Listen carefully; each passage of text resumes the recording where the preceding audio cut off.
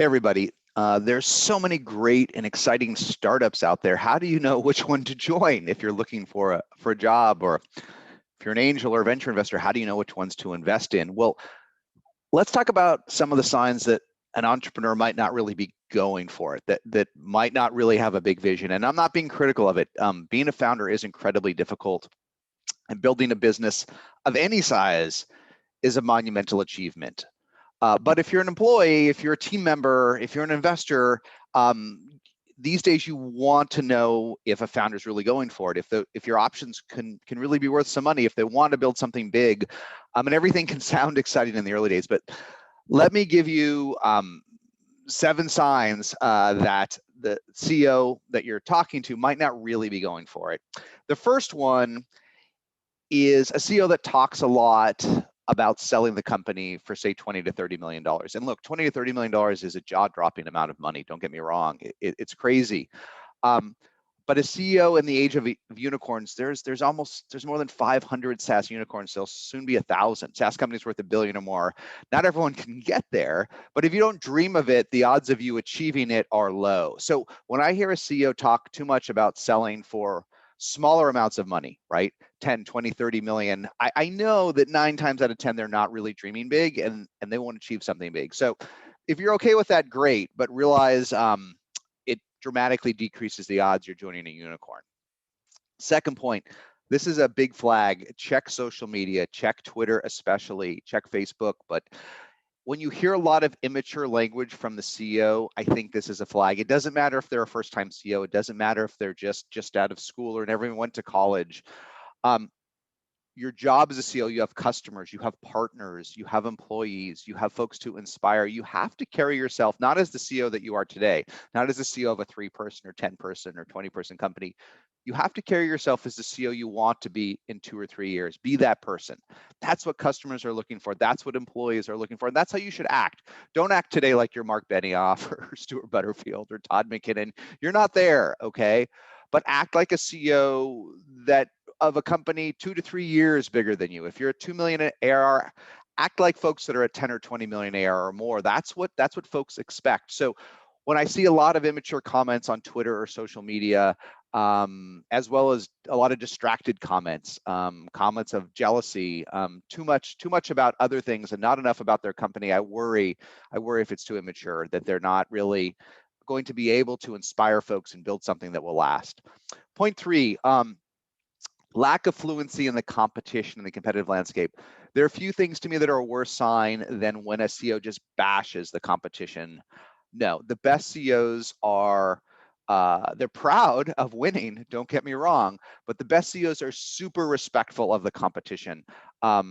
Both the current competition, because the CEOs know everything. They know every up and coming competitor, everyone that's bigger than them, and they know what they're good at. They're respectful of at least something. And they're often even respectful of the big guys. You can make fun of PayPal, but PayPal's worth 300 billion. Be careful before you mock a PayPal or a Salesforce that's worth over 200 billion, or you say that Shopify is old. Well, yeah, of course, Shopify wasn't founded last week, but it's worth $100 and some odd billion. So you've got to know what everyone's good at, not just what they're bad at. Of course, the bigger competition stack is older, of course, but it does a lot. So when I hear folks bashing the competition too much without begrudging respect, it's a sign of someone not really going for it, about someone that does not really understand where the puck is going, where the future is going, and how to get there. Point 4, and this is one it's hard to see if you just meet someone once, but when you've gotten to them over time, is when strategy changes too often, when they go from freemium to enterprise to mid-market to a horizontal play to a vertical play to this and that. There's an old expression that tactics can change quarterly or even faster, but your strategy maybe should only change every few years. I think that's right. It takes a while to execute something big. It takes a while to get those releases out, to build up that corpus of features. And sometimes the tactics are radically wrong. Sometimes you think the way to change a category is with SMBs, and it turns out to be enterprises. Sometimes you think it's with recurring revenue, it turns out to be payments. A lot of things can change. Any founder, listen to the interviews we do at SaaStr, and you'll hear how different it ended up being than they thought in the early days. But the overall strategy, who you want to make happy, how you want to do it at scale, what they need, how you're going to change the market, how you're going to beat this competition that you respect. That shouldn't change too often, or you have a schizophrenic founder that doesn't really know what they're building. Okay, point 5, founders that don't really know what their customers think. This one, it's a sign. Ask a CEO when you meet them. In SaaS, at least, the best CEOs are always close to the customers. They always talk to customers. And look, I know we'd all love to just not have to do those Zooms, and if we ever can again, not get on planes and visit customers. It's easier just to type on our computers. But your customers are your lifeblood, or what it's all about. And I am constantly surprised when I'll talk to founders that have even gotten to $1 million, 2 million or more in revenue, and they're too detached from the customers. They don't really know. I do this question. I ask, who are your 5 largest customers? Great. Okay.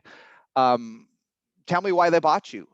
Tell me what their motivations were. When the CEO doesn't know, it's a big flag, because they're not talking to them. It's great that you have a sales team, and it's great that you have a co-founder, but the CEO needs to know what their top customers think. The great ones always know why their top customers bought, what the reason was, what the 10x feature was, how they convinced them to close. The top CEOs always know. So ask the CEO who the top customers are and why they bought and what they think. And if they hesitate, it's a flag.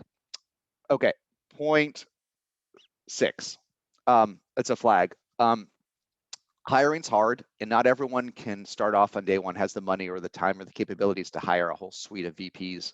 Many of us won't even get to 8 or 10 million in revenue before we hire all our VPs. But if you don't have any great VPs, that's a flag. A CEO should always have found one by $1 million or 2 million in revenue. When you hear excuses, when there's no one great on the management team, maybe that's you. Maybe you're the first VP going in, and maybe that's okay. But be wary of startups where you like the CEO, they're charismatic, they're passionate, but there's no one great on the management team. There's no one great other than the founders.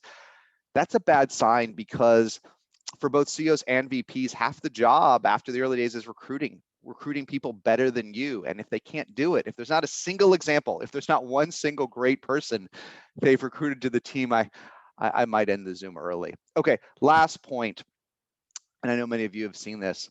Be wary about joining a startup or working with a CEO that doesn't share enough metrics or data. It's just a flag. And this is especially if things are perfect. I see that, listen, everyone tweets out how great they're doing when they had an amazing month or quarter. Hooray. That's hardly transparency. But the best CEOs become even more transparent when times are tough. We just had Tom McKinnon, CEO of $40 billion Okta. We had him on our podcast in our last digital event. You can go see it on YouTube.